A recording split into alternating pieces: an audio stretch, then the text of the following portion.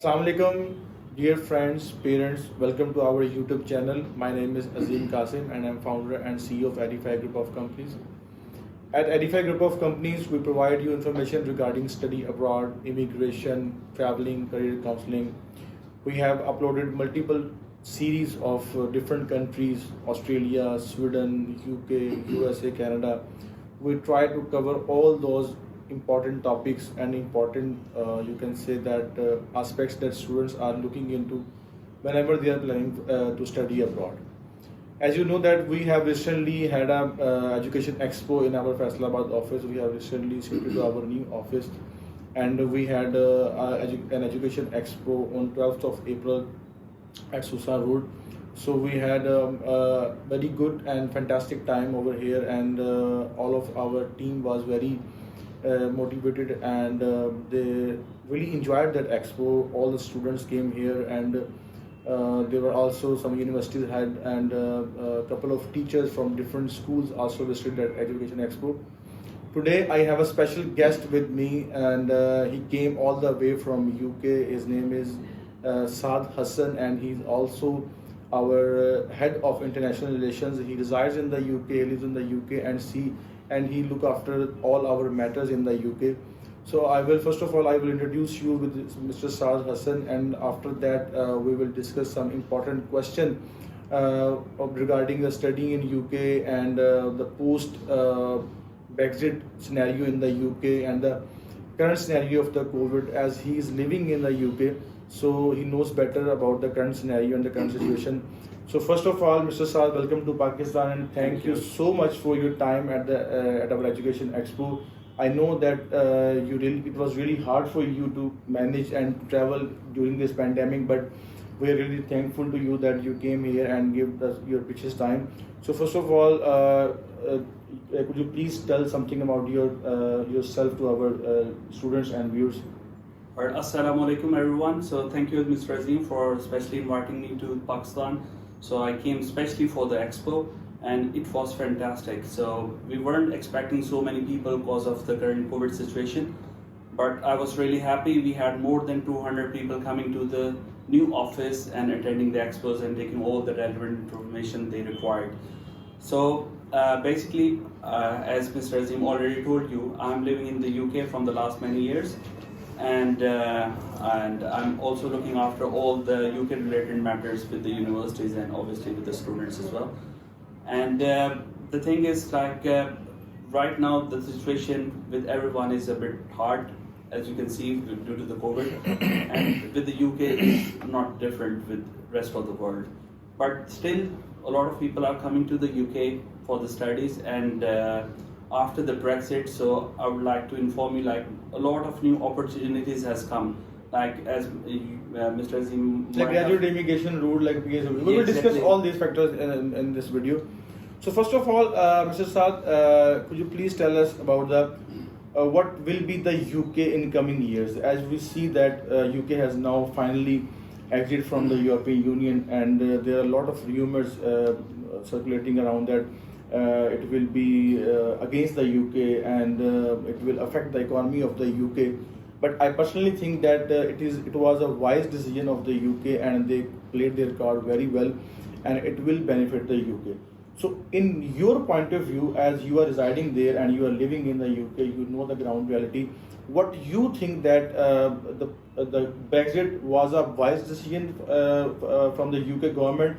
And will it be a beneficial for the students, especially for the international students? And when I'm talking about the international students, I have in my mind of Pakistani students.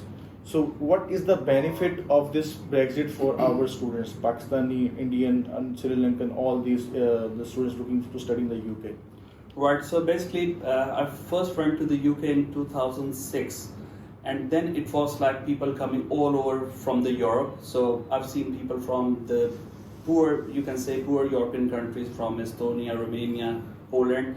So what the UK was suffering from there was like so many people were coming down there and they were claiming benefits, they were not doing jobs, and they were a bit, you can say, a burden on the health system and the economy as well. So all these factors got piled up, and then, as you all know, in 2016 they decided to exit from the European Union. And what I see for this is like, if you got the skills or you have the investment, this is the best time to come to the UK. For example, what I feel is like, let's say if you are in the UK as a student and you are studying and you want to do some kind of a jobs to bear up some of your living expenses or just for your pocket money. So I've seen so many shops on the high streets looking for people, which wasn't the case back in 2009-10, where as you know, all of the students were going on to the fake colleges and they were not allowed to work on their visas and they were suffering a lot. So I'm sure you will have so many people you know, like who went to the UK in 2009, 10, 11, and most of them came back because the work wasn't allowed on their visas and they suffered a lot. So there were not even jobs for the odd, like for example, any odd jobs what the students will like to do to bear up their expenses. There were no jobs. But now the situation has totally changed. So now what I'm going to talk about is like pre-COVID and post-Brexit. So once the Brexit was announced, so a lot of people, I know so many European people who actually went away from the UK, because obviously they have the European passport, they can go on in anywhere in the Europe and they can do whatever they want. Yes, so basically now the market for the jobs or the new businesses is very much open. And the reason, as I told you earlier as well, so just walk onto the high street, you'll see almost on every shop like workers wanted and cashiers wanted or delivery drivers wanted. So these jobs were not available a few years back. And the same goes with the, for example, if you complete your degree from a good university and then you apply for the jobs, then I know so many people from the Pakistani background who completed their degrees from the UK and now they are working with the companies on the tier 2 visas. I think tier 2 visa. Yes, the work visas. But and that time I think PSW was not open. Yeah, exactly. So even PSW was not open, and the students switched to the tier 2 visa, and right now they are on. I think the difference between the post-study work visa and the tier 2 visa is like on the tier 2 visa, for example, XYZ company offers you the visa, so you have to stay with the same company for 5 years. Tier 2 visa is a sponsor visa, and one has to stay with that company with that particular employer, so he can support you. So after 5 years, once you have the indefinite leave to remain, then obviously you can change the company. But on the PSW, the new post-study work permit, the UK government has announced, you do not need a sponsor, you do not need an employer, and you are open to work anywhere. Yeah, exactly. Yes. Exactly. So I think, yes, I personally think that it will be a beneficial for the students. Yes, so now the current situation is that hopefully everything gets sorted, all the COVID related issues. So once everything is sorted, so you complete your degree, you apply for the post-study work. So you have the post-study work. If you have completed any undergraduate program, you'll get the 2 years, or if you have completed your PhD, you'll get the 3 years. So in 2 years or 3 years, so you have the complete freedom to do whatever you want. You can do any jobs. And obviously you will know yourself better, like where you stand in those 2-3 years. And then obviously there's a new different rules like graduate immigration route, and we have the startup innovative visa. If you have a business plan, which you think is different from the other businesses, then the UK is the right place to go then. And the other thing is that I can say that this is good news for the students, that UK government has now announced that they are planning to introduce a new scheme where the student can switch from student visa to the startup visa and innovator visa. So that will be also a good point for all the prospective applicants, that they can switch to the innovator or startup visa while they are in the UK on the study visa. So Mr. Hassan, the next question is that, as you know that during this pandemic we have faced multiple issues regarding traveling to different countries, and we have witnessed that for the very first time, at least in my life, that I have seen that the closure of the airports, the closure of the international borders, keeping in that mind that UK has also implemented the new quarantine law for the international travelers, and UK has also added up the Pakistani passport in the red list. So right now, what is the circumstances of traveling, what you can say that how should it is it convenient, and is it you can say that easy for students to travel to the UK in this pandemic and in this COVID situation, and if they travel, what factors they have to keep in the mind before traveling? Yeah, so basically, as you already mentioned, so due to the current pandemic we all are facing, so it's everywhere. So same the case with the UK, and unfortunately, from the 9th of April, UK has added Pakistan onto the red list. That means like if you're traveling from Pakistan to the UK, then you have to quarantine in the hotel, and then you have to pay 1750 to the hotel, and you have to book it in advance before traveling. And if you have the visit visa or any other than the settlement visa or anything, you can't travel to the UK in current situation. But it is not that bad, which is shown in the news and everywhere. For example, if 2 or 3 people decide to go together and they have the same PNR number, so what they can do from where they can save money on the hotel quarantine is like 750 one person will pay, and the other, if they decide to live in the same room, so they don't have to pay for the accommodation. They'll just pay for their transportation from the airport to the hotel, for the food, and now they do the 2 COVID tests on the day 2 and day 8. So it's roughly around 650 somewhere. I think the 650 is the yeah, amount 650 for the second person and the third person. So obviously, in the end of the day, you can divide up the cost. There is another solution, sir, that student can travel from Turkey as well.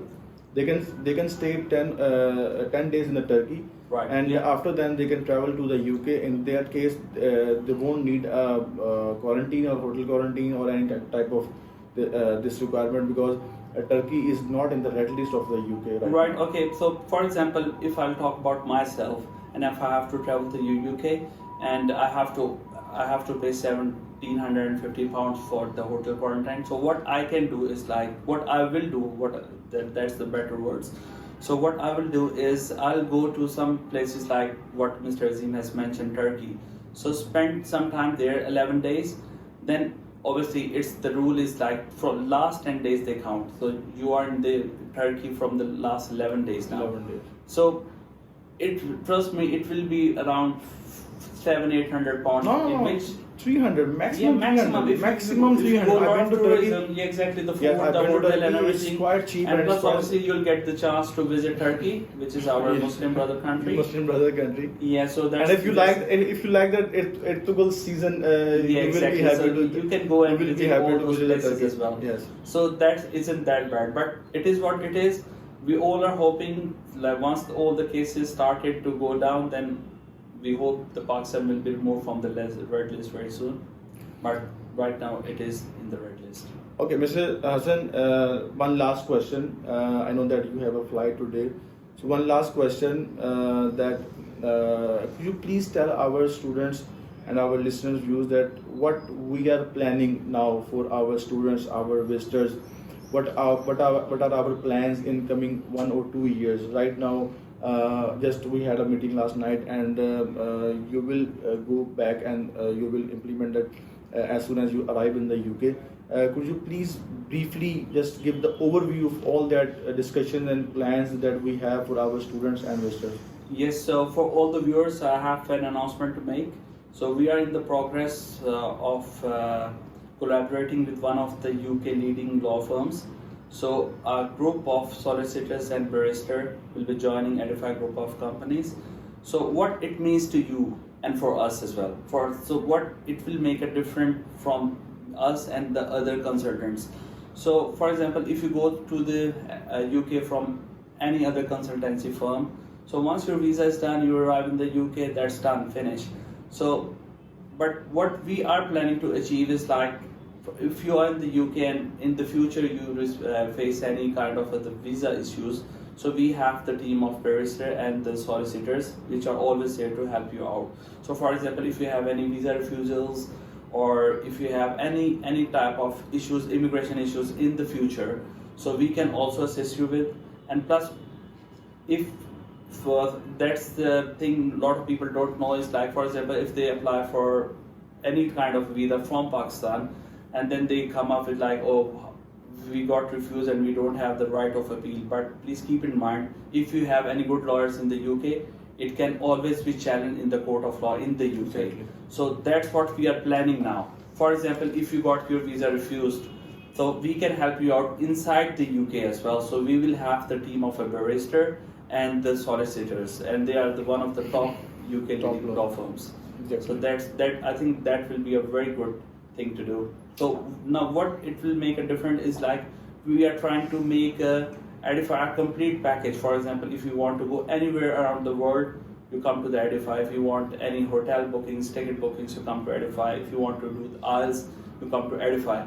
Or now what we are adding is, if you need any assistance, post-visa assistance, like if you are stuck in any kind of immigration issues in future, like in coming 2, 3, 4, 5 years, so we can assist you with that as well. So they will be joining hands very soon. This is basically Edify's dream, that we are trying to provide you all services, all facilities under one roof, and inshallah, with your support and with your motivation, we will do that.